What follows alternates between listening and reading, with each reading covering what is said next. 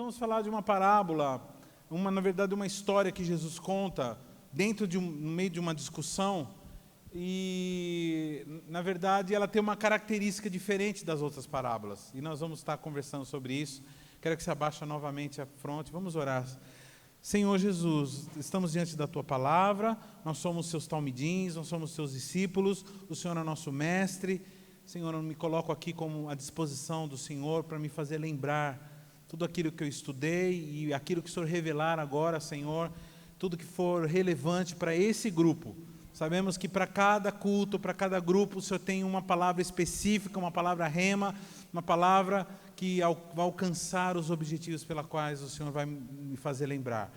Então, Espírito Santo, eu me coloco à disposição e clamo a Ti mesmo, Espírito Santo, que Tu mesmo ilumine, Senhor, cada um de nós, começar em mim e se estendendo aos Teus servos que estão aqui, Senhor, para que entendam a Tua palavra, e não só entendam, mas sejam praticantes dela. Quebramos agora e desfazemos agora toda a tentativa de dominadores de mente, de distração, de qualquer tipo de interferência que possa nos distrair em relação à compreensão da palavra, da Tua palavra, Senhor.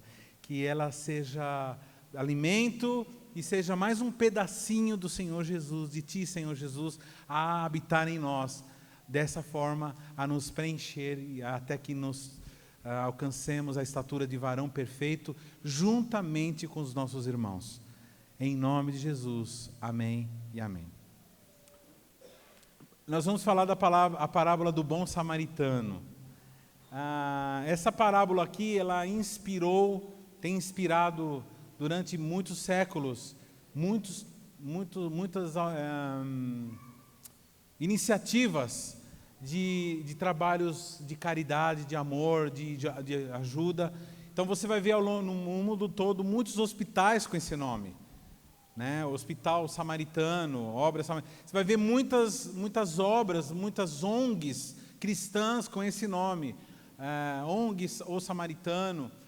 Por quê? Porque ela é muito inspiradora, essa história é muito inspiradora. Na verdade, é uma história que Jesus conta dentro de um episódio, de uma situação que ele se encontrava, e diferente das outras parábolas, nas outras parábolas ele usa figuras que representam algumas coisas. Então a figueira, ele usa a videira, a figueira que representa as pessoas, que representa o lavrador, representa o evangelista, o dono representa Jesus, Deus Pai. Nesse caso, ele conta uma história para ensinar um ponto. Então, provavelmente, ele como Senhor, como Deus, provavelmente é uma coisa que deve ter acontecido mesmo, e que ele, como Deus, observou, e nesse momento o Pai e o Espírito Santo faz ele lembrar para falar com esse rapaz que o interpela. Bom, vamos ler aí, o texto está em Lucas capítulo 10, versículo do 25 a 37. Lucas, se o pessoal da mídia estiver aí, que bom. 25 a 37, não sei se está na minha, aqui está mesmo, eu vou ler pela minha. Diz assim: eis que se levantou um certo doutor da lei, tentando-o e dizendo: mestre, que farei para herdar a vida eterna? Ele lhe disse: que está escrito na lei? Como lês?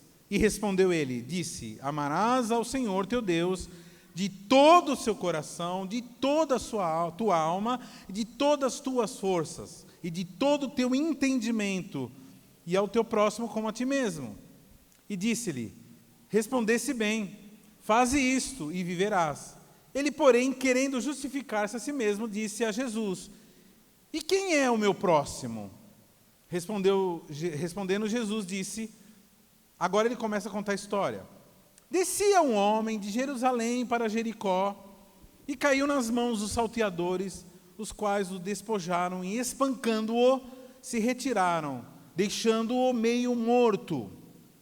E ocasionalmente descia pelo mesmo caminho certo sacerdote, e vendo-o, passou de largo, e de igual modo também um levita, chegando àquele lugar, e vendo-o, passou de largo.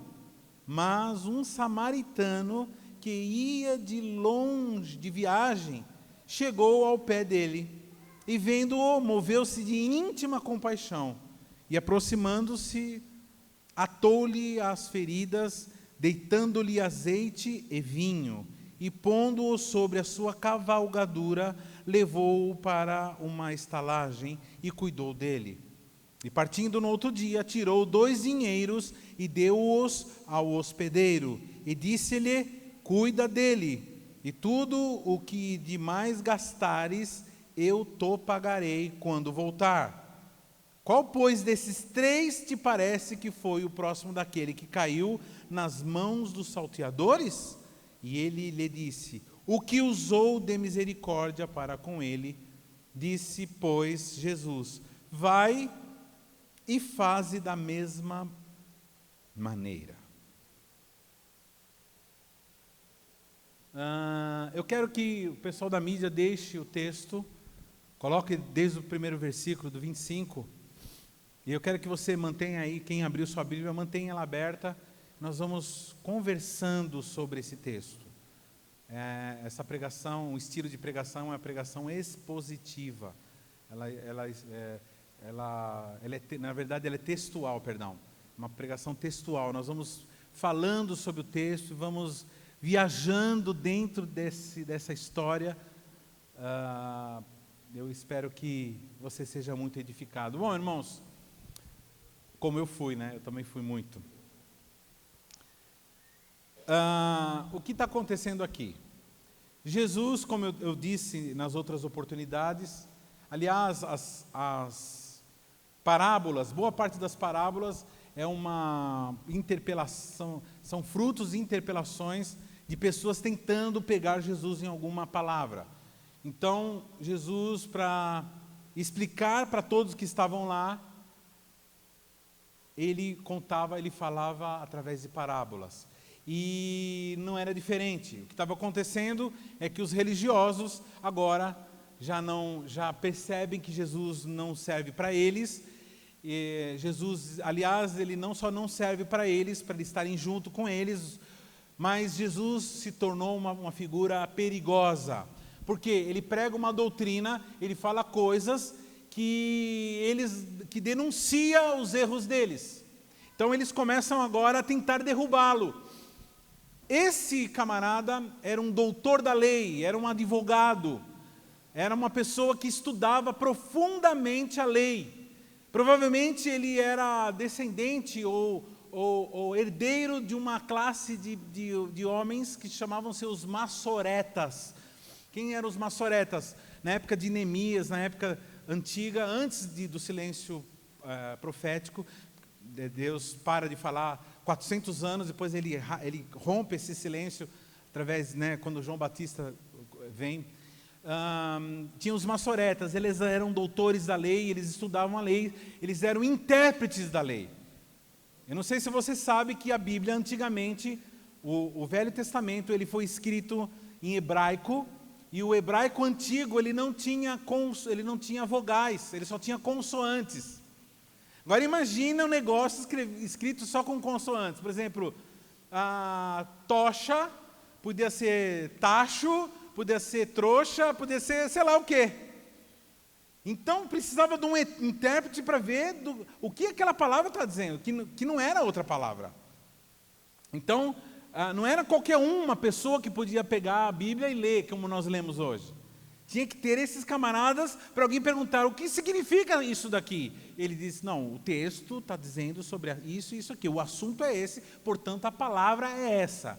Depois de muitos séculos que foi introduzida as vogais, que começou a dar mais sentido. Então esses caras, inclusive, eles eram os responsáveis por colocarem vogais, eles eram responsáveis por ir melhorando a forma de comunicação para que a Bíblia fosse entendida. Ele chega para Jesus e faz uma pergunta. Ele queria pegar Jesus, e a Bíblia diz aqui bem claro: eis que se levantou um certo doutor da lei, versículo 25, tentando-o. Em algumas traduções está provando-o, pondo à prova, como está aqui na tela, pondo à prova. E ele faz uma pergunta, e a pergunta, meu irmão, é uma pergunta boa. Fala para o teu irmão assim, ele pergunta uma pergunta boa. Aliás, essa é uma pergunta que todo ser humano deveria se fazer, e deveria fazer para alguém que tem uma resposta boa. Qual é a pergunta?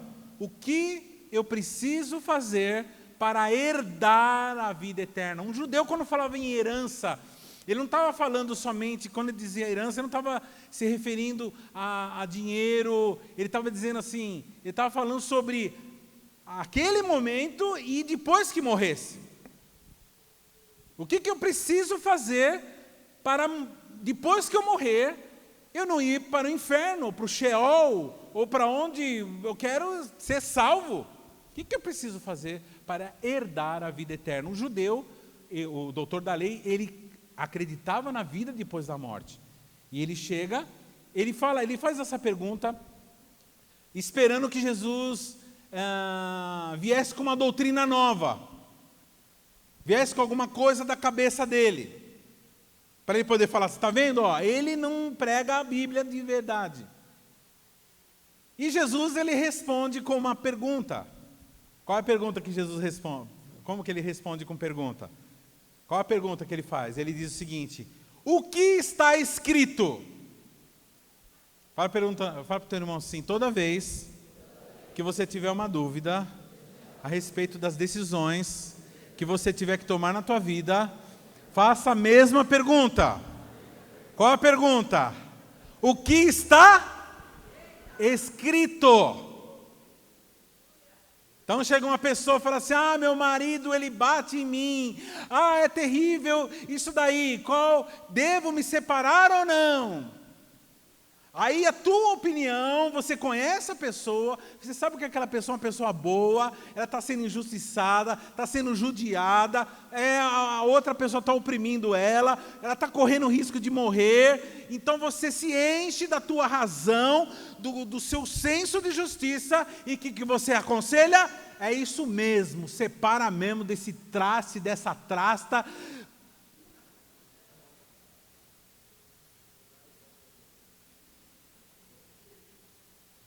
Algumas pessoas são mais da pá virada, fala assim, faz o seguinte, espera o sujeito dormir.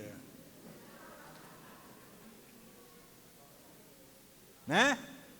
Então, aí você dá aqueles conselhos legais, que não tem nada a ver. Fala para o teu irmão assim, toma cuidado com os conselhos dos ímpios. Toma cuidado com os conselhos do teu coração. O que você aprendeu? Que você tem que fazer aquilo que está no seu coração. Faça aquilo que está, segunda carta aos Rediglobianos, capítulo 2. Isso é na novela que você aprendeu, meu irmão. Faça o que está no teu coração. A Bíblia diz o quê? O coração do homem é enganoso e desesperadamente corrupto. Fala para o teu irmão assim, teu coração é o pior mentiroso que existe.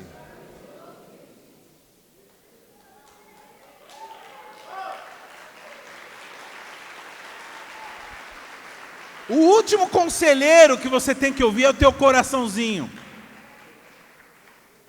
O último conselheiro. Aliás, deixa eu falar uma coisa. Grava isso daqui é revelação para o seu coração. Presta atenção. Nós nos afetamos muito com o que as outras pessoas falam, sim ou não? As pessoas falam e a gente fica todo nervoso, falam mal da gente, falam não sei o que, a gente fica todo nervoso. Ou falam alguma derrota, alguma coisa que a gente ressalta uma coisa que a gente é deficiente, então a gente fica nervoso. Com o tempo, a gente vai aprendendo e ouvindo a palavra, a gente vai aprendendo a anular as palavras que vêm de fora para tentar nos atingir. Amém? Amém, irmão? Agora, deixa eu contar agora o pulo do gato agora para você. Você sabe que o grande problema não é o que os outros falam para nós. Você sabe qual o problema? É o que você fala para você mesmo. Esse grupo aqui não entendeu. Vou tentar com esse grupo aqui, peraí. O problema não é o que as pessoas falam. Porque depois de um tempo elas começam a não atingir muito. Você vai amadurecendo, você fala assim, tanta coisa já falaram. O problema é aquilo que você fala para você mesmo. Porque não existe autoridade maior sobre sua vida depois de Deus do que você mesmo. Aliás, você só veio hoje aqui porque você tomou uma decisão de levantar-se e vir para cá. Então você mandou em você e você está aqui hoje. Então quando você diz assim, tá certo que muita coisa lá quando você não tinha proteção no seu coração, você era infantil, as pessoas falam assim, você é burrinha, hein? Eita, mas como você é burrinha, hein? Mas você é burrinha, hein? Todo mundo fala que você é burrinha, burrinha, burrinha. Uma pastora Eline diz, né? Não quer? Estabanada, né? Então você vai acreditando nisso. Aí chega uma hora que você não acredita, você não dá mais ouvido porque as pessoas falam. Agora você está maduro, você agora consegue editar aquilo lá. Só que você ainda continua falando aquilo.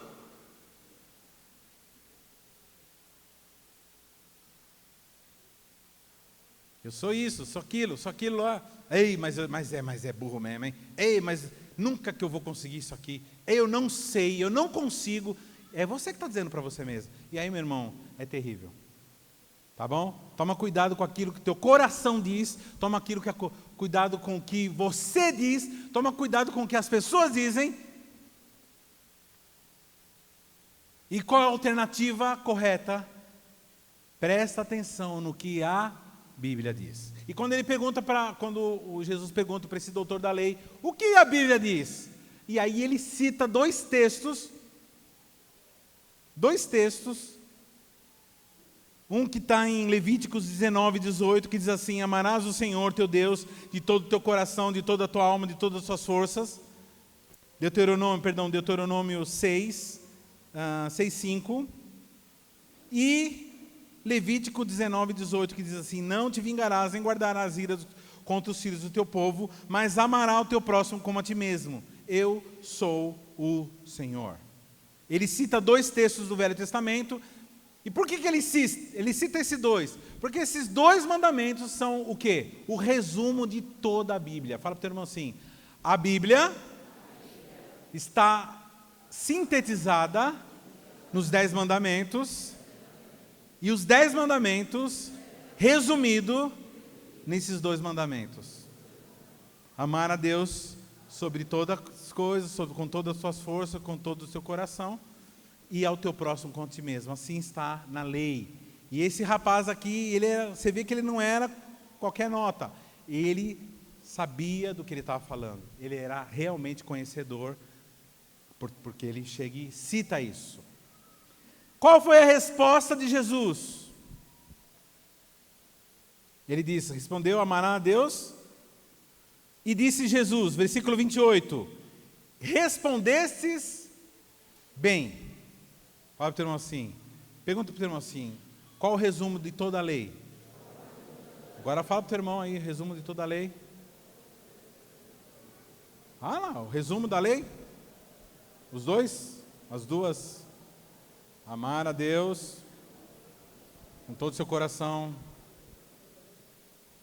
com todas as suas forças, e amar ao teu próximo como a ti mesmo. E Jesus diz o quê? Correto. Fala para o teu irmão assim, você está correto.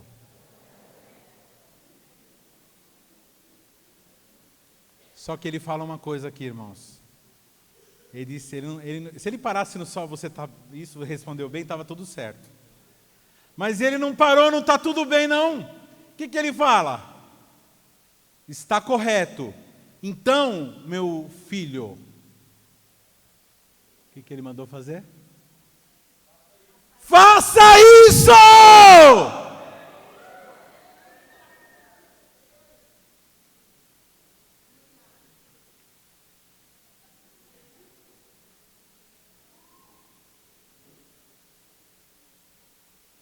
Porque a obra de Deus é assim, assim, assim.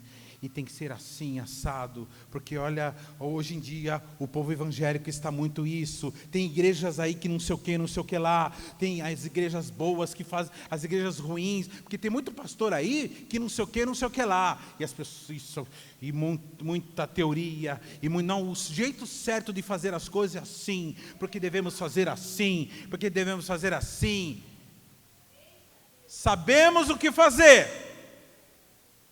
Aí você fala, meu irmão, é isso aí, você está certo. Beleza, então, beleza? Então, terça-feira, às 8 da noite, você vai abrir uma célula na casa da irmã, fulana de tal, você vai liderar lá, porque agora você vai passar a semana toda indo atrás das pessoas e levar lá.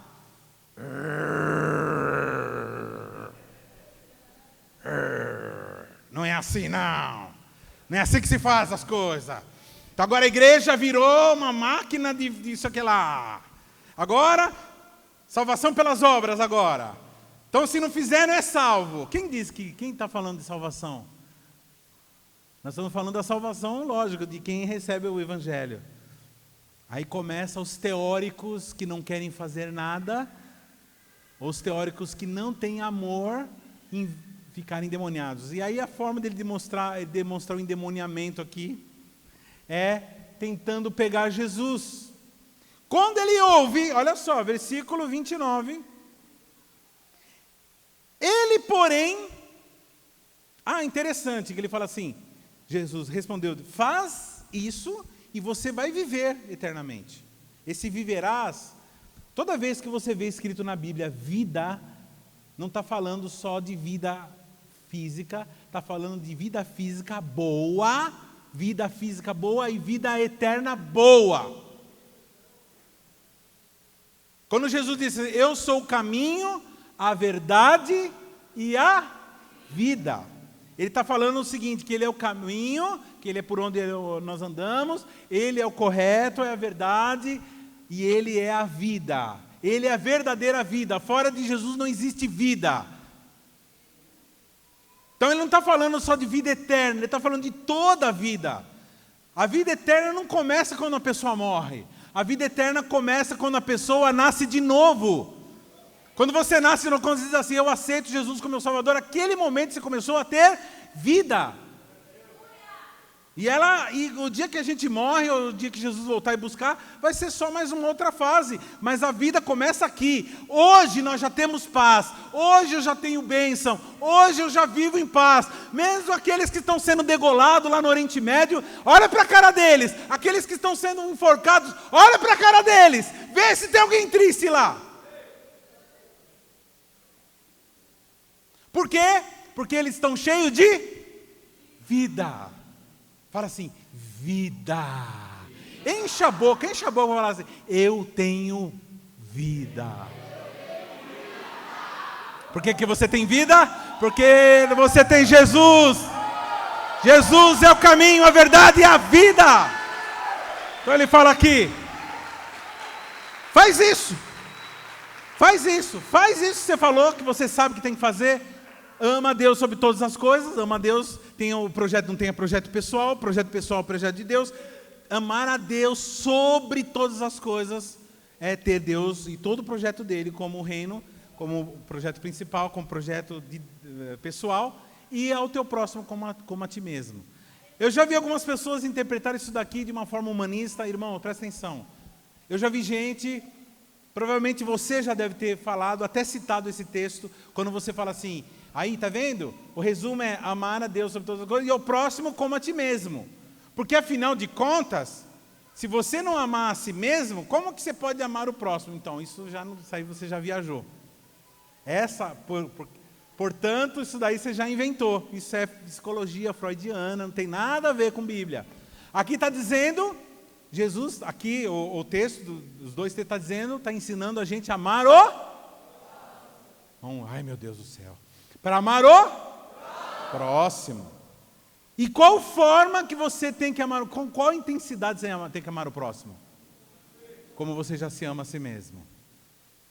Pastor, e a pessoa que se mata?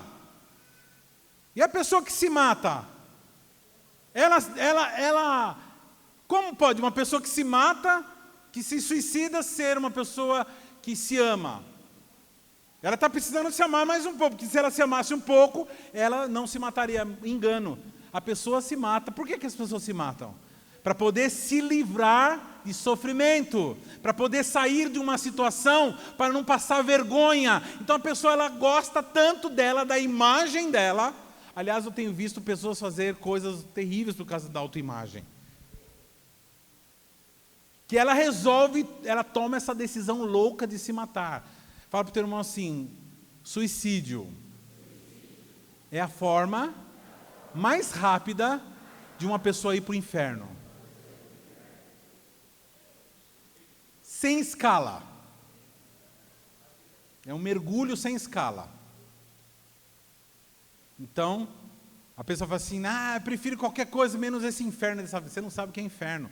Uma vez chegaram para o missionário Rodrigo, uma pessoa chegou para o missionário Rodrigo e falou assim: eu não quero mais morar com esse homem, eu não quero mais ficar com esse traste aqui. Por quê? Por quê, minha irmã? Porque é um inferno viver aqui dentro dessa casa com essa pessoa. Eu vivo no inferno. Aí ele falou assim: você vive no inferno? Então peraí, deixa eu acender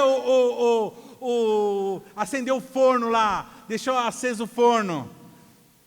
Acendeu o forno da cozinha. Daqui um pouco ele falou assim: agora enfia o braço aí nesse forno. Ai, não. Falei assim: ai, não, enfia o braço aí no forno. Não. Enfia. Você está falando que aqui você é inferno? Esse forno aqui é uma geladeira perto do inferno de verdade. Provavelmente alguns que estão aqui, tem alguns que eram discípulos do Rodrigo aqui, né? Oh, Jesus. Irmãos, deixa eu só explicar uma coisa. Quando eu conto um caos, eu não quero expor ninguém, por isso que eu não falo o nome. Então, se você sair por aí e falar assim: esse pastor, você vai ficar falando de nós, pronto, você é trouxa. Cara por cento. Não precisa falar, fica assim, fica aquela cara, fogo, né? Esses irmãos aí. Fariseu a gente sabe ser, é normal, né? Até que nem uma vez, meu irmão, uma vez eu entrei, eu estava eu e a pastora, meus filhos, tem uns lugares legais em São Paulo, de praia, que a gente vai nas férias. A gente, irmãos, assim, sempre descolou uns lugares legais, uns lugares de boy, lugar de gente rica.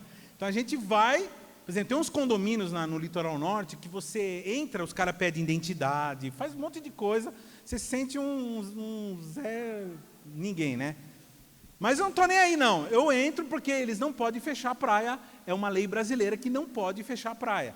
Então eu vou lá com a minha família e entro, não estou nem aí. E eles são obrigados, se tiver que deixar a identidade, deixa tal. E eu estou lá, e só aquelas casas, aquelas mansões, eu estou lá, aquela água cristalina, joinha, né? Porque tudo tem tratamento de esgoto, é tudo da hora, lugar legal, né? Estou lá com a minha família e tal. Aí um senhor falou assim: eu sou advogado, eu moro aqui, eu tenho uma casa muito boa aqui, tem sauna, tem piscina, tem tudo. Pena que meus filhos, eles não ligam muito para isso. Eu gosto muito de vir aqui, né? A única coisa ruim é esses caras que ficam entrando no condomínio.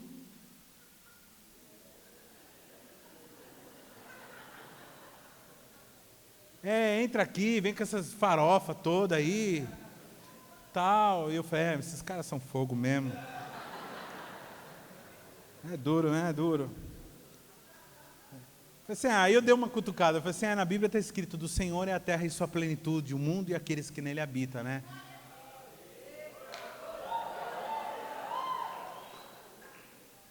Hoje eu não falaria isso, nem isso eu falaria. Mas naquela época ainda era um pouco recalcadinho ainda. Só porque nós é pobre, que fica tratando nós assim, tá? Então, hoje não, eu falei assim, hoje eu falaria: esses caras são fogo mesmo, tá louco? Porque eu sei quem eu sou filho do rei, então aquela praia é minha. E se ele quiser dar alguma daquelas casas para ficar alguns dias, ele vai me dar também. Então, tranquilos. E levo todo. Tem um grupo que sempre vai de férias comigo, a gente chama, sabe, do ralhaço. Raleaço, da ralé, sabe, a ralézona. A gente vai, se diverte, dá muita risada, é um povo legal, tudo servo de Deus, gente comprometida com o Evangelho. É assim que eu vivo minha vida. Aliás, precisamos combinar. Ele, porém, olha só no que está no 29. Ele, porém, querendo justificar-se a si mesmo, disse a Jesus, espera aí, irmão, vamos lá, dá uma pausa aqui.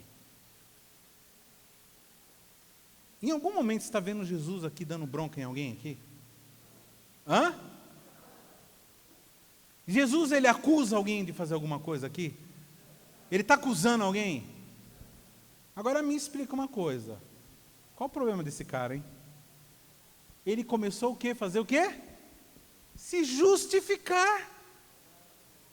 E ele querendo se justificar. Fala para o teu irmão assim, irmão, você não precisa falar nada. Você só precisa estar num ambiente que as pessoas... Quem já aconteceu isso? Quem já aconteceu isso? E você está num lugar, a pessoa chegar em você e falar um palavrão e falar assim, desculpa. Você não está acusando ninguém, você não está pegando... Até é uma coisa chata, né? Eu vou em festa, irmãos, algumas festas que a gente tem que ir, tem algumas festas que a gente tem que ir, que é questão social, você tem que ir. E aí você chega lá, e as pessoas ficam incomodadas com a tua presença.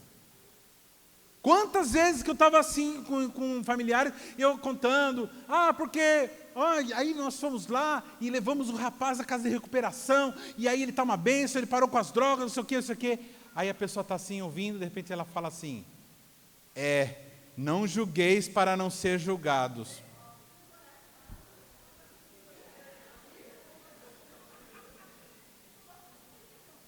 O que tem a ver uma coisa com a outra? Eu julguei, eu estou contando uma bênção que aconteceu comigo, mas deixa eu falar uma coisa, quando você conta uma bênção para aquele que não entende a bênção, aquilo é julgamento para ela. Sem perceber, a alma dela diz, estou sendo julgado agora nesse momento. E por isso que muitas vezes as pessoas são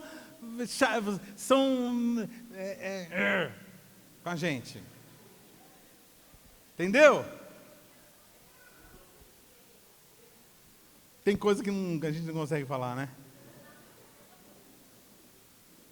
E aí ele tentando se justificar, ele fala o quê? Quem é o meu próximo? Quem é o meu próximo? É uma forma... O que ele estava querendo dizer com isso? Por que ele tenta se justificar através dessa pergunta? Quem é o meu próximo? Porque é o seguinte, na ideia desses estudiosos, na ideia desses doutores da lei, desses judeus,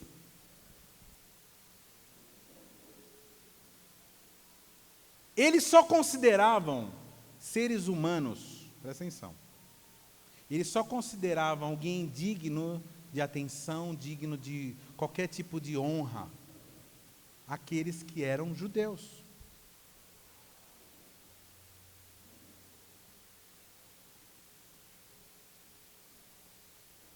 Eles eram aquelas pessoas que faziam acepção de pessoas. Então ele queria que Jesus falasse, não, os próximos você também... Ele esperou Jesus fazer a mesma pergunta, o que diz? Ele fala, não, meus amigos lá do templo, meus amigos judeus, meus amigos doutores da lei, meus amigos sacerdotes, meus amigos levitas, meus amigos que são... Esses são os meus próximos. Que na verdade ele está perguntando, quem são os meus amigos? Quem são o meu próximo? Aí Jesus, ele não responde quem é o próximo. Jesus, ele conta uma história. E agora eu vou começar a pregar. Ele conta a história. E qual é a história? Um rapaz estava caminhando, estava descendo de Jerusalém, vindo para Samaria, um judeu, na verdade um judeu, do lugar onde ele conta essa história, até Jerusalém, mais ou menos uns 25 quilômetros. Jerusalém, irmãos, era o lugar onde tinha o templo, onde as pessoas adoravam, onde se faziam sacrifícios, onde havia uma intensa atividade religiosa. E um judeu estava caminhando por essa estrada e ele foi assaltado. Vários homens pegaram ele, bateram nele, roubaram e deixaram ele, como o texto diz, quase morto ou meio morto. E aqui, irmãos, deixa eu te dar um alerta para você. As pessoas que você conhece provavelmente não foram assaltadas, ou não estão espancadas, ou não estão num hospital. Mas quantos de nós, e quantos dessa sociedade hoje, e sempre foi assim, mas hoje de uma forma muito mais intensa, têm vivido debaixo de julgo daquele que veio para roubar, matar e destruir. E ele conta que essa pessoa foi assaltada, espancada, roubada e abandonada à beira do caminho. Tem muita gente, irmão, que passou por situações de roubo do inimigo. Talvez por não se precaver, talvez por não ter andado com a devida proteção que deveria ter andado. Não me interessa agora os motivos, porque algumas pessoas acabaram sendo roubadas. Nós conhecemos pessoas que saíram do nosso meio, pessoas que saíram, que foram roubadas, que tinham um futuro ministerial poderosíssimo. Pessoas que estavam indo bem na área de família, pessoas que tinham parado com as drogas, tinham parado com a marginalidade, mas aí de repente foram roubadas. Fala para o teu irmão assim: quando o diabo pega, quando o inimigo pega, ele não brinca. A intenção dele é acabar com tudo, a intenção dele é roubar tudo, é tirar tudo da pessoa. Muitas vezes ele tira tudo da pessoa, mas antes de tirar ele dá tudo para a pessoa. Para a pessoa se encher e ficar cheia como os fariseus, como os religiosos, eram cheios de teorias, para depois tirar tudo. Algumas mulheres tolas, e eu falo isso com uma experiência de muitos anos ministeriais, algumas mulheres tolas, o marido era um tranqueira, era um drogado, era bandido, era mau caráter, mulherengo, aí o camarada vem, aceita Jesus, faz encontro, começa a ir bem. E depois de um tempo, ele começa a ficar doidão, ele quer Jesus, ele quer fazer a obra de Deus, e ele não quer mais fazer outras coisas, e ele está lá, ele quer fazer a obra de Deus, aí ele começa a receber a crítica da mulher. Irmãos, não é 1, 2, são centenas de casos que eu vi. Começa lá: você não acha que você está tocando muito? Você não acha que você está dançando muito, mulher? Você não acha que você está indo muito nos ensaios? Você não acha que você está indo muito nesses evangelismos? Você não acha que você está... aí ela fala a palavra mágica: você precisa dar mais atenção para a sua... Você sabe, irmãos, as piores frases não são as que são erradas. As piores frases são aquilo que falam verdade. Me fala uma coisa: o cara não tem que dar atenção para a família? Tem. Agora, meu irmão, olha o contexto que veio. A palavra, na verdade, não veio para o cara ficar mais com a família. Na verdade, aquela palavra veio do inferno para tirar o camarada da sintonia de Deus.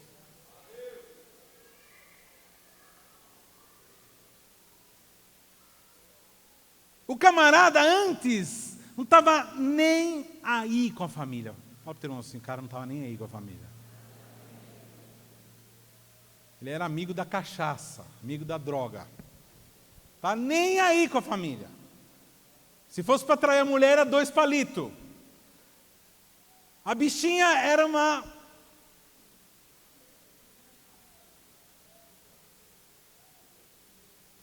E aí o que acontece? Agora ela começa a falar de família.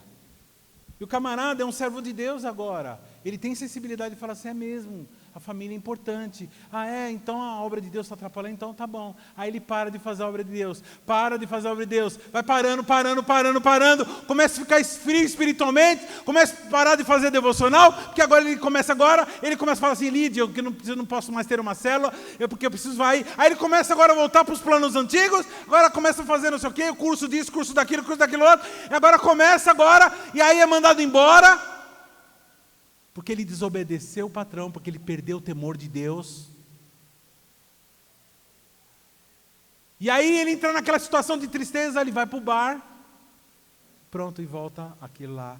A espertona agora tem o que ela queria, um marido que não faz nada na igreja. E nem em casa, e nem em lugar nenhum. Quem está entendendo o que o Espírito Santo está falando aqui?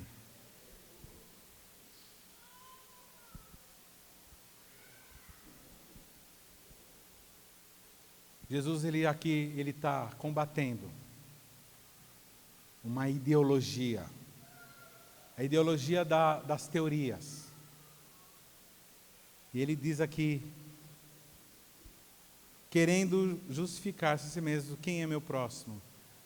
Esse camarada acha que o próximo são os amigos, o próximo são os judeus. E aí Jesus conta essa história, essa parábola, de alguém que foi espancado, e de repente quem aparece um sacerdote. A Bíblia diz que o sacerdote está descendo de Jerusalém, ou seja, o camarada tinha acabado de sair de um culto. Fala para o teu irmão assim, estava saindo de um culto. Provavelmente ele tinha ministrado nesse culto. Sacerdote, irmão, é uma classe superior de levita. Todos os dois são levitas, o levita e ele é levita. Mas ele é uma classe superior, ou seja, é o chefão, é o camarada que prega, é aquele que comanda as coisas, é o sacerdote. E ele chega, vê aquele judeu lá, caído, espancado, à beira do caminho, fora do caminho.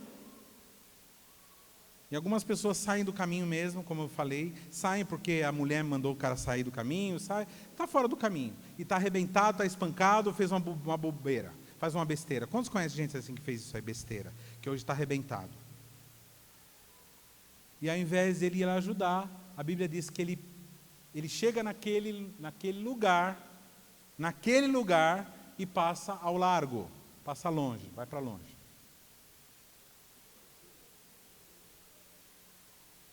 O que é o sacerdote? Sacerdote é aquele designado por Deus, fala assim, eu sou sacerdote. Levanta a mão e diz assim, eu sou sacerdote.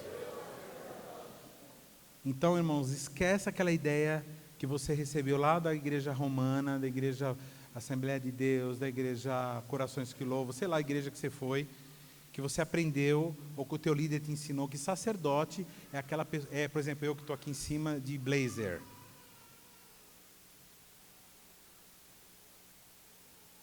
Esquece essa ideia. No cristianismo não tem isso. No cristianismo todos somos sacerdotes ou não. Se você for cristão verdadeiro, você é sacerdote. Se você não for cristão, você não é sacerdote. Existe diferença entre sacerdotes. Existe aquele sacerdote mais maduro, com mais responsabilidades, com mais gente para cuidar, e tem aquele sacerdote que está em formação, está em treinamento. Quantos são os sacerdotes que estão em treinamento aqui? Levanta a mão. Então, e quantos aqui, quando eu falo treinamento, aqueles que ainda não cuidam de ninguém ainda? Levanta a mão. Quantos são aqueles que cuidam de gente? Levanta a mão. Então, esses são sacerdotes que são sacerdotes. Qual a função do sacerdote? A função do sacerdote é interceder pelo povo e sacrificar. Sacrificar pelo povo, é se sacrificar, ensinar o povo, levar as ofertas ao Senhor, interceder pelo povo e adorar a Deus. Essa é a função do sacerdote. A função do sacerdote é representar o amor de Deus. Então todos nós hoje somos sacerdotes, amém? Então esquece esse negócio, o cara é sacerdote. Não, nós somos sacerdotes. Quando o véu se rasga de cima a baixo, quando Jesus morreu, o véu se rasgou. Vós sois sacerdócio santo. Então essa diferença, tem o leigo e tem o clérigo, isso é herança das religiões pagãs lá da Grécia, e que infelizmente nós trouxemos para o nosso meio através via romanismo. Mas sacerdote é todo aquele que se torna alguém lavado pelo sangue de Jesus. Ele passa agora a orar pelo povo, ele passa a ajudar todo mundo, ele passa a fazer tudo que é necessário e tudo que o Espírito Santo manda fazer. Então o sacerdote que foi designado para isso não faz, ele passa ao largo, ele passa lá, olha, não faz nada e passa batido. Então quando você entrar no seu ônibus, quando você estiver voltando para sua casa hoje, saiba de uma coisa, na hora que você entrar naquele ônibus e tiver pelo menos uma pessoa lá arrebentada pela vida, você não sabe se a pessoa está arrebentada, se ela está sem grana, se ela está destruída, se ela está pensando em se matar. Uma vez uma pessoa chegou assim para uma pessoa que eu conheço, que não estava nem aí com ninguém, falou assim, estava na plataforma do trem, falou assim, eu cheguei em casa agora de manhã, e peguei meu irmão com a minha esposa na cama, Aí essa pessoa olhou assim e falou assim, sério? E é o seguinte, eu só estou esperando o próximo trem agora, porque na hora que ele passar eu vou me jogar, eu vou me matar. Sabe qual foi a reação dessa pessoa? Falou assim, Eu acho que ele ficou com tanta raiva. Eu perguntei para o cara que me contou, falei assim, mas e aí? Ele falou, não, o cara não se matou coisa nenhuma. Eu falei assim, ele deve ter ficado com tanta raiva de você. Assim, eu vou me matar no próximo trem, porque na frente desse cara eu não me mato.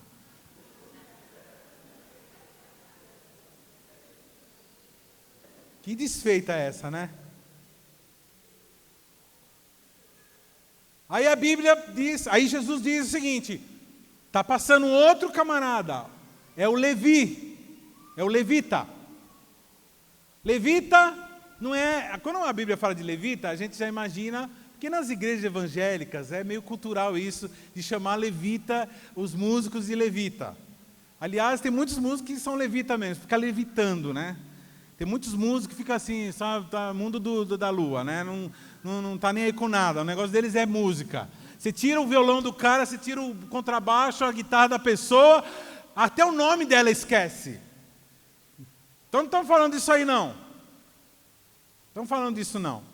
Quando a Bíblia fala de levita, ela está falando de uma classe de sacerdotes. Quem eram os levitas? Eles eram uma classe subalterna dos sacerdotes, e eles estavam responsáveis por várias atividades. Então, entre elas era a música, mas era algumas tribos, alguns filhos de Levi, algumas descendências de Levi, que trabalhavam com música. Mas eles tomavam conta do transporte do tabernáculo, eles tomavam conta da limpeza, alguns tomavam conta do ensino, ensinar os outros levitas a serem sacerdotes. Então a levita é aquele que manja da lei, que é da tribo de Levi, que é de uma classe sacerdotal. Não sei se você sabe que o povo de Israel, a nação de Israel, era formado por 12 tribos. Uma das tribos era a tribo de Levi. E essa tribo de Levi era responsável por cuidar das coisas espirituais. Eles intercediam pelo povo. Lá sim tinha classe sacerdotal, que eram os levitas. Eles não tinham nada, eles não se preocupavam, eles não tinham herança, eles não recebiam terras, eles não tinham que plantar, eles não tinham que cuidar de animais, eles não tinham que fazer nada. A única função deles era cuidar das coisas de Deus. Então eles limpavam, eles sacrificavam, eles transportavam, eles guardavam, eles cuidavam das coisas da casa do Senhor. Na época que era o tabernáculo. Na época que foi o templo, era o templo. Então ele era aquela pessoa que tinha tempo para cuidar das pessoas. Ele não tinha nada, ele não tinha mais nada para fazer na vida do que cuidar das coisas do Senhor e cuidar do povo, interceder pelo povo e cuidar do povo. E ele também passa, um levita passa. Jesus ele tá contando uma história de dois caras que são elite do povo de Israel. Aqueles que deveriam fazer as coisas. E da mesma forma que o sacerdote passa e não faz nada, esse levita também passa e não faz nada. Deixa eu falar uma coisa para você, irmãos. Você mora no Brasil. Por ano, aqui morre assassinado no Brasil muito mais pessoas do que as guerras no mundo. Presta atenção, fala para o teu irmão assim. Fala para o teu irmão, se você somar todas as pessoas que morrem por causa de guerra em um ano, em todo o mundo, está muito abaixo do número de pessoas que morrem assassinadas no Brasil. A mídia, ela se preocupa com guerra, com bombas, coisas que se explodem. Mas no Brasil morrem assassinadas, todo tipo de crime, crime passional, crime de violência, crime por latrocínio. Mais do que em qualquer, é o segundo lugar que mais morre gente assassinada no mundo, Brasil.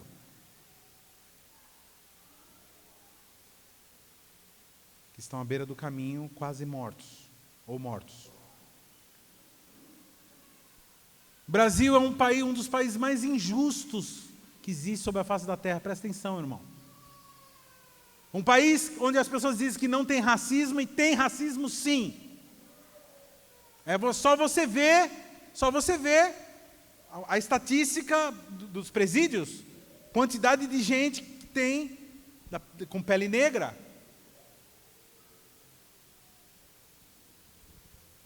Por quê? Porque depois da libertação dos escravos, foi feito tudo errado.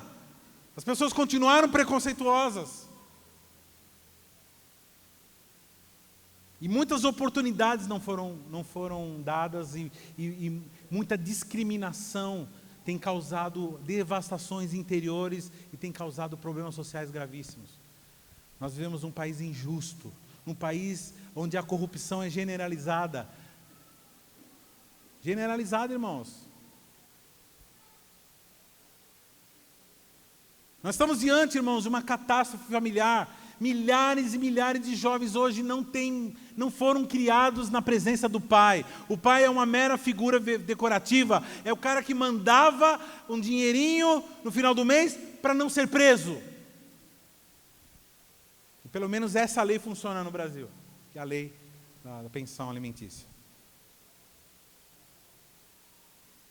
Um dia eu chamei aqui todos os jovens que estão com seus papais presos na cadeia. Estão presos. Eu chamei aqui para nós orarmos. Eu estava falando sobre paternidade, que eles tinham que perdoar o pai. E o susto que eu tomei encheu essa frente de gente. Eu quase caí para trás. Quantidade de gente, de jovem que hoje, que o pai está preso.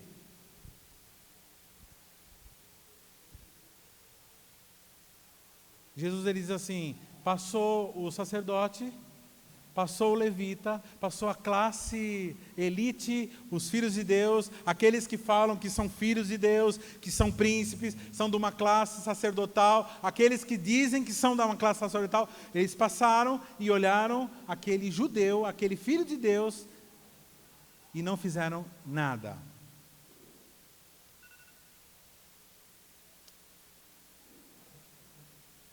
E aí Jesus ele continua a história, aí passou um samaritano. É interessante, meus irmãos, olha que interessante. Ele diz assim, veio um sacerdote naquele lugar e passou ao largo. Veio naquele lugar e passou ao largo. Veio um levita e passou ao largo. E aí quando ele fala do samaritano, ele fala diferente. E aí o samaritano foi até ele. O que Jesus está dizendo aqui? Que o sacerdote muitas vezes ele está no lugar, ele está por perto, mas não está próximo. O levita, aquele que toca, aquele que faz as coisas, ele está lá, mas ele não, ele está por lá, ele está presente. É aquela pessoa que vai no culto, aquela pessoa que vai no ensaio, é aquela pessoa que faz tudo direitinho, mas não está próximo. E ele fala assim, aí veio um samaritano, e ele veio até ele. Como é que está o texto aqui no meu assim? Mas, versículo 33, um samaritano que ia de viagem, chegou ao pé dele. Como que está no texto aqui? Mas o samaritano que estava de viagem chegou onde se encontrava o homem. Você tem que ir aonde a pessoa está. Se a pessoa gostasse de Jesus, ela vinha. Irmão, presta atenção. Quem está jogado na beira de um caminho arrebentado, morto, quase morto, não tem capacidade de ir para lugar nenhum.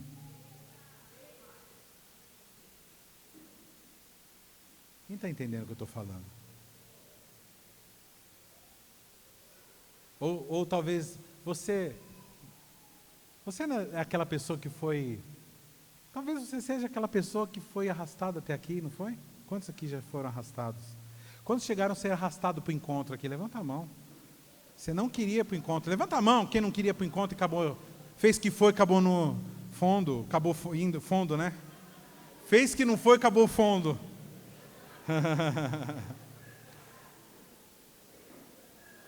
Tem camarada que está na minha equipe de 12 aí, que eu não vou falar o nome do Célio que era.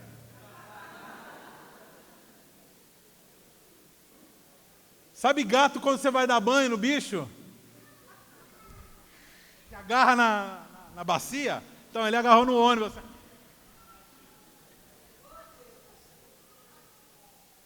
E está aí, ó, grande servo de Deus. Porque alguém resolveu arrastar, alguém resolveu colocar no ombro, alguém resolveu abrir mão.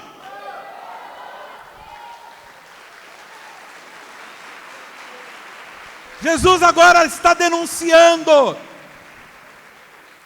Ele está fazendo uma denúncia agora, clara, a todos nós. Fazendo uma denúncia clara. Para nós analisarmos o nosso sacerdócio.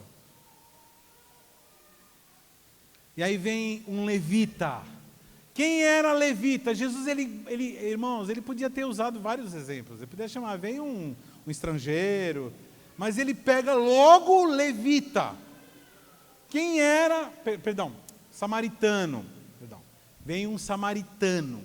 E o levita, o sacerdote não fazem nada. Aí vem um samaritano. Quem é o samaritano? Samaritano, eu não vou me estender muito. Samaritano é o seguinte, vem um povo, os assírios, teve uma época que eles invadiram Israel. Os assírios invadiram Israel. O que os assírios faziam? Eles faziam uma coisa chamada caldeamento cultural. O que é o caldeamento cultural? Alguns povos invadiam um lugar, roubavam tudo que aquele povo tinha e levavam embora e deixavam eles arrebentados. Os assírios eram diferentes. Eles entravam, se instalavam naquela terra e começavam a trazer as suas mulheres e seus homens. E eles vinham com seus costumes, com sua cultura, começavam aí fazer aquele povo de lá se casar com as mulheres, com os homens deles, e através dos casamentos, fala para o teu irmão assim, através do casamento, a pessoa perdia a sua identidade como povo de Deus. Preciso falar mais alguma coisa sobre casamento misto? Então, quem eram os samaritanos? Era um povo que tinha sofrido esse projeto, há muitos anos atrás. Então os judeus, os camaradas lá de Jerusalém, tinham ódio deles. Quando eles queriam xingar uma pessoa, vai, sai para lá, seu samaritano. Era assim. Chamar alguém de samaritano era xingar alguém. Eles tinham ódio, porque eles tinham seus costumes diferentes. Só que tinha muitos samaritanos, eles eram judeus. E muitos samaritanos eram bons. Não eram ruins. E Jesus está falando assim, Jesus não está dizendo que todo sacerdote, todo levita é ruim, viu, irmão? Presta atenção. E ele também não está falando que todo samaritano é bom. Ele está dizendo o seguinte, que nós não devemos olhar para a aparência e não devemos ter preconceitos a respeito de coisa nenhuma de ninguém. Deus aceita todo tipo de gente na igreja. Até São Paulino ele aceita. Os corintianos aí ficaram todos meio, assim, já vai falar de nós já. Já vai falar de nós. Não, hoje eu falei.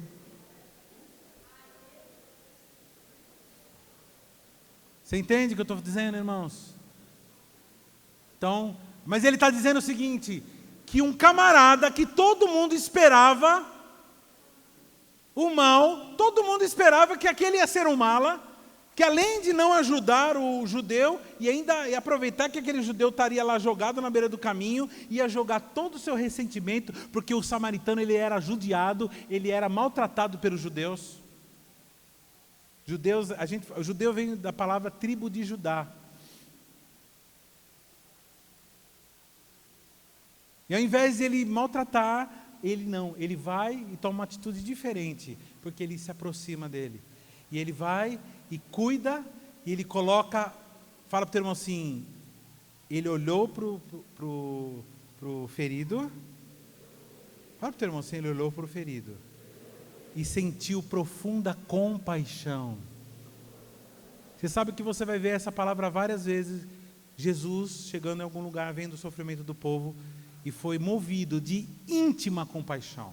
A palavra compaixão, ou compungido, alguns estudiosos, cada um fala uma coisa, mas um que foi muito legal, um diz que compungido, ou compaixão, sentiu compaixão, não tem muito a ver com paixão, é compaixão, com enfermidade promovida por apunhaladas. A pessoa que ela tem misericórdia, ela olha para alguém que está sofrendo e ela era como se ela tivesse recebido uma punhalada no coração. Eu não sei quantos de vocês têm sentido esse tipo de sentimento, mas se você não tem sentido esse tipo de sentimento, quando você está diante de alguém que está perdido, indo para o inferno, eu quero pedir agora, em nome de Jesus, que nessa tarde você seja alcançado pelo poder e pelo amor de Jesus. E que você sinta compaixão. E olhe para aquele que está necessitado e sinta compaixão. Ou seja, seja apunhalado no coração pelo amor. Ele sentindo íntima compaixão, vai até ele, não passa ao largo, mas fica perto, se aproxima, fala para o teu irmão assim, próximo, próximo. Você sabe uma das coisas que chocavam as pessoas da época, quando via Jesus andando porque quando descobriram que Jesus curava enfermos, vinha tudo quanto é tipo de enfermo. Aleijados, cegos, traziam tudo quanto é tipo de enfermidade. Entre as enfermidades, entre os enfermos, eles levavam leprosos. Eu não sei se você sabe, irmão, como que é um leproso. O leproso, meu irmão, para você ter uma ideia, o corpo da pessoa começa a se dissolver, começa a cair pedaço. A pessoa pode... Você abraçava um leproso, você podia sair com o braço dela grudado nas suas costas.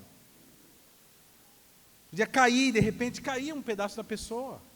Porque a pessoa não sente dor. Ela vai apodrecendo e a pessoa não sente. Entende? E Jesus, a Bíblia diz que Jesus tocava nos leprosos. Um judeu jamais tocaria num leproso. Jesus abraçava. Quantos aqui foram já curados, ministrados através de um abraço? Levanta a mão. Um abraço é tudo de bom, né? Um abraço de um santo, de uma santa, é muito bom. Então, ele se aproximou, e ele pegou óleo e vinho e colocou nas feridas. Azeite e vinho. Hoje nós vamos tomar nossa ceia. Eu quero já te avisar uma coisa, irmão. O vinho, ele era colocado nas feridas mais recentes. Porque o vinho, ele tem um produto nele que chama-se ácido acético. E ácido acético, e por causa da fermentação, ele também tem álcool. Então, quando colocava álcool, colocava vinho numa ferida, aquilo tinha uma medida profilática. Era como se fosse uma metiolate que você passa. É como que você banhasse aquela ferida de metiolate ou água oxigenada, alguma coisa que diminuía a ação das bactérias. A Bíblia não fala, Jesus, quando ele conta essa história, ele não fala quanto tempo que aquele cara ficou jogado na beira do caminho. Provavelmente, essa atitude de jogar vinho e jogar óleo, provavelmente aquelas feridas já estavam começando a infeccionar. Porque ele foi espancado e abandonado na estrada, à beira da estrada. Até que alguém conseguiu ver. Algumas pessoas passaram e não fizeram nada, mas esse foi e colocou vinho. O vinho, ele representa a alegria, ele representa pacto, ele representa a maturidade. Uma das características, os bebês, as crianças, elas têm muitas características, as boas. Mas uma das coisas malignas que as crianças têm de característica é que dificilmente você vai achar uma criança que não seja egoísta.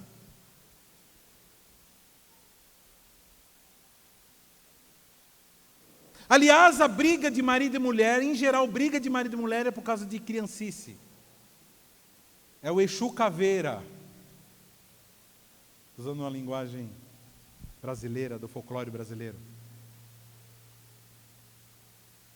Briga, em geral, é por causa de criancice. E vinho quer dizer maturidade.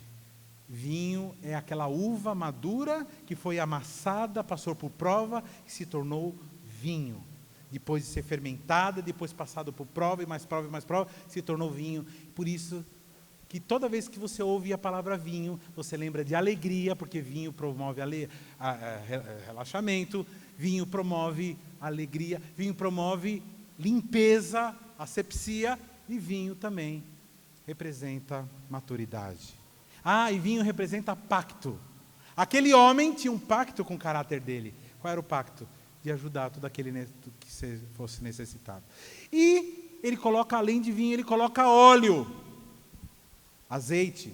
Azeite significa unção. O Espírito do Senhor está sobre mim.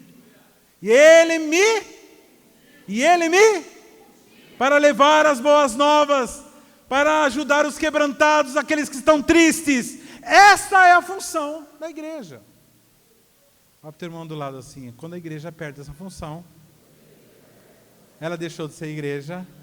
Quando o cristão perdeu essa função, ele deixou de ser cristão e se tornou um religioso. E ele coloca vinho, coloca óleo. O óleo, ele tem um poder também de amolecer as feridas. Aquele que já está seco, ele dá aquela amolecida e para de doer. Alguns óleos, eles colocavam remédios, colocavam ervas. O óleo puxa, né? Quando a gente põe pimenta dentro do óleo, a pimenta fica terrível, né? Então, toda a erva que você coloca dentro do óleo, o óleo, ele puxa todas as propriedades químicas da erva. Então, eles colocavam ervas nos bálsamos, né, no óleo, e ele colocava um óleo nas feridas. Esse homem coloca óleo e coloca agora esse moribundo no seu animal de carga, no seu animal de transporte, na sua mula. Preste atenção, meu irmão. Você carregar uma pessoa num animal de carga, o que tem que acontecer? Você precisa sair, ir a pé. Ele pega o camarada, coloca o camarada em cima do cavalo dele, do transporte dele, e vai a pé Fala para o teu irmão assim, e aí, meu irmão? Está disposto a ir a pé? Fala para o teu irmão assim, está disposto a abrir mão do seu confortozinho de ficar em casa vendo Netflix?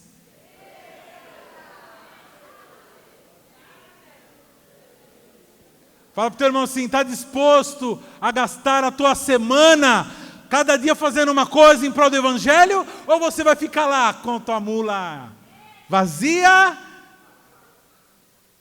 Então, ele coloca aquela pessoa, aquele homem arrebentado, quase morto, e leva para uma hospedaria, leva para um hotel. Fala para o teu irmão, se o camarada levou para um hotel, fala para ele, hotel. E aí chega, cuida daquele doente, só que ele não se recuperou rapidamente, porque ele foi muito espancado, estava quase morto mesmo. E ele chega para o dono do hotel, ele fala o seguinte, eu vou te deixar 2 dinheiros aqui. Segundo os cálculos, se eu não me engano, 2 dinheiros o tempo, 2 meses ou 2 dias, sei lá, de trabalho, acho que 2 meses.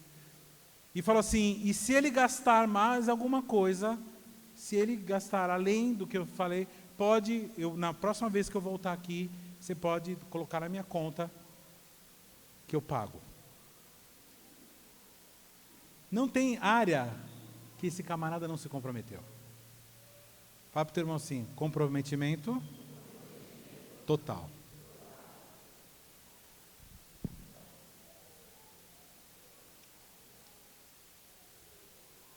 Sabe, meu irmão, Deus tem um projeto, um plano muito grande para a sua vida.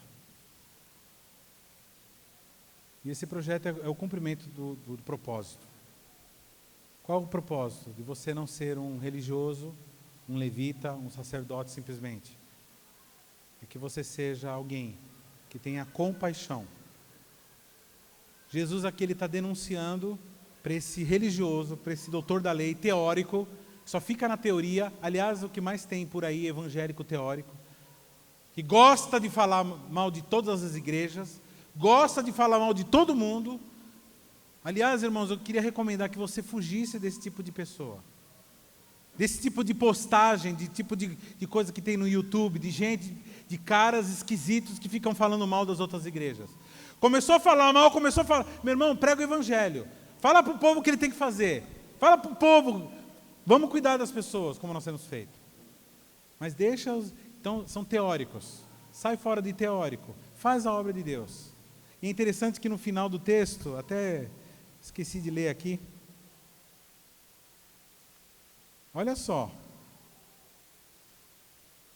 Ele disse, aí ele perguntou, quem você acha, Jesus pergunta para quem você acha que é o próximo? Porque ele perguntou, mostra quem é o próximo.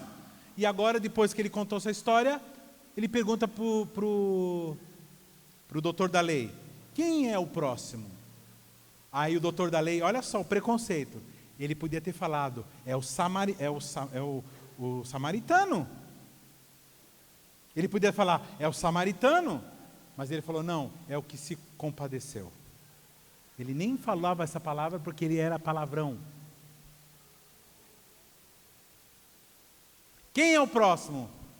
Jesus ele está respondendo, quem é o próximo? Qual a conclusão que nós chegamos? O próximo é todo aquele que necessita de você. Mais uma coisa, o próximo é você também. O próximo é você. O próximo é todo aquele que necessita de você e o próximo é você mesmo. Porque você é aquele que se aproxima. Se a pessoa ela não está... Porque muitas vezes a gente fica esperando a pessoa se aproximar, mas a pessoa está na beira do caminho arrebentada. Então quem tem que ser o próximo? Somos nós. Está respondendo a pergunta, quem é o próximo? E essa é uma pergunta que você tem que fazer a você mesmo. Quem é o próximo? E se a pessoa não se aproximar, então você se elege como o próximo. Quem quer ser esse próximo? Vem aqui à frente.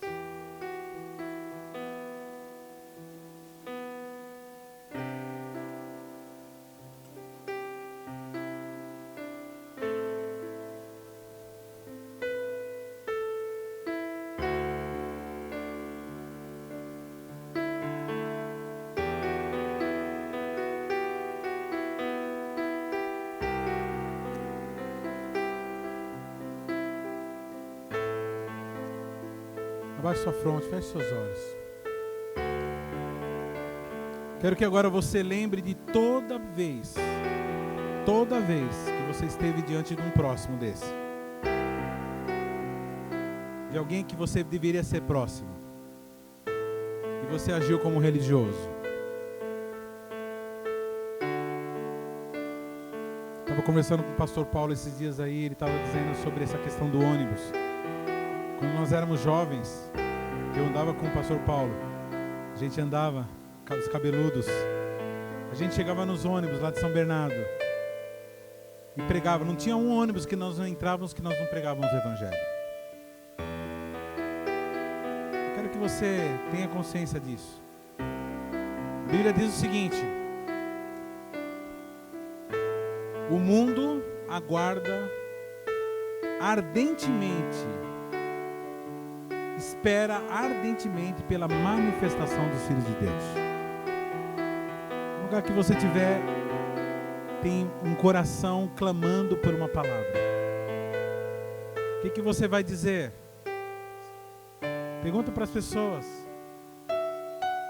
se elas estão completas na vida dela, se elas estão precisando de alguma coisa, se elas estão vazias. E ofereça, diga que você tem a oferecer. E você diz assim: no final do que eu falar aqui, você traz uma palavra. E no final eu vou fazer uma oração. Quem quiser orar comigo, ore comigo, você pode oferecer. Mas eu quero que você agora não se cale, não calarei. Não se cale, não calarei, não se cale. Na sua escola, quando você vê aquela menina no canto chorando, quando você vê aquele moço se drogando, bebendo, desesperadamente, seja você aquela pessoa que vai perguntar para ela: o que está acontecendo? Estou aqui. O que você quer? Coloque-se à disposição. Se comprometa. Não se importe em gastar, em colocar nos hotéis do seu coração. Eu já vi muitas pregações a respeito dessa palavra. Alguns dizem que a igreja é o hotel, o pastor é o dono da hospedaria. Jesus não fala nada disso. Mas amém. Não sei o que nós vamos fazer, mas é isso. Não faça a obra de Deus para fazer esquema. Não faça a obra de Deus para ter número. Não faça a obra de Deus para você ter autoridade, para você alcançar patamares eclesiásticos. Faça a obra de Deus por compaixão. Deus está vendo o teu coração. Eu quero ser ungido, pastor. Não tem nada de mal você querer receber um título. A questão é o seguinte, meu irmão: se você estiver fazendo a obra de Deus com esse intuito, Deus não vai permitir. Nessa igreja não. Volte para a essência. Qual é a essência? Amor pelas almas. Eu não sei qual foi a tua intenção. Por que você veio aqui? Algumas pessoas vieram aqui atrás de mulher, de homem. Alguns vieram porque deram atenção. Só que tudo bem, você está aqui. Agora você está ouvindo a verdade. Vai ter um dia. E o samaritano, ele disse para o dono da hospedaria: olha, eu vou embora. Eu vou embora. Mas quando eu voltar, a gente acerta tudo. Ou seja, ele vai voltar. Aquele que todo mundo desprezava, como desprezavam o samaritano. Aquele que todos desprezaram. Foi o único que se levantou para te ajudar. Ninguém te ajudou, ninguém. Ninguém se importou com você, ninguém se importou comigo. Mas ele sim se levantou para me ajudar. Ele te ajudou, te tirou da beira do caminho, colocou no caminho, se comprometeu, pagou o preço e prometeu que vai voltar. E ele vai voltar. E na hora que ele voltar, ele vai acertar tudo. Não se preocupe. Só fique sendo cuidado por aqueles que ele designou para cuidar de você. Senhor Jesus, estão aqui, Senhor, os teus filhos que estão se declarando dispostos a serem os samaritanos. E era isso mesmo. Éramos desprezados, pobres, necessitados, arrebentados pela vida. Mas o Senhor nos deu essa oportunidade de provarmos o teu amor. Eu quero agora ungir cada um de vocês. Levante suas mãos assim. Senhor Jesus, cada mão que está levantada agora, Senhor, você esteja tocando agora com o teu óleo, com o teu vinho. Cada um que está com as mãos levantadas, toca com o teu óleo e com o teu vinho. Com o teu óleo e com o teu vinho. Com o teu óleo e com o teu vinho. Com o teu óleo e com o teu vinho. Óleo e vinho, óleo e vinho, óleo e vinho, óleo e vinho, óleo e vinho. Óleo e vinho. Toca, Senhor, toca, Senhor, toca, Senhor. Ao sair daqui, Senhor, eles não vão ficar em paz quando verem alguém na beira do caminho. Eles não vão ficar tranquilos quando vê alguém caído, o tiozinho bêbado, aquela mulher que perdeu a esperança, aquele suicida que está na ponte querendo pular, aquele que está nos hospitais desesperado, aquele que está tomando drogas, aquele que está se embebedando, aquele que está sendo perseguido. Em nome de Jesus, eu declaro que essa comunidade cristã vai cumprir a grande comissão e vai fazer a obra do samaritano, assim como Jesus planejou. Em nome de Jesus. Amém, amém e amém.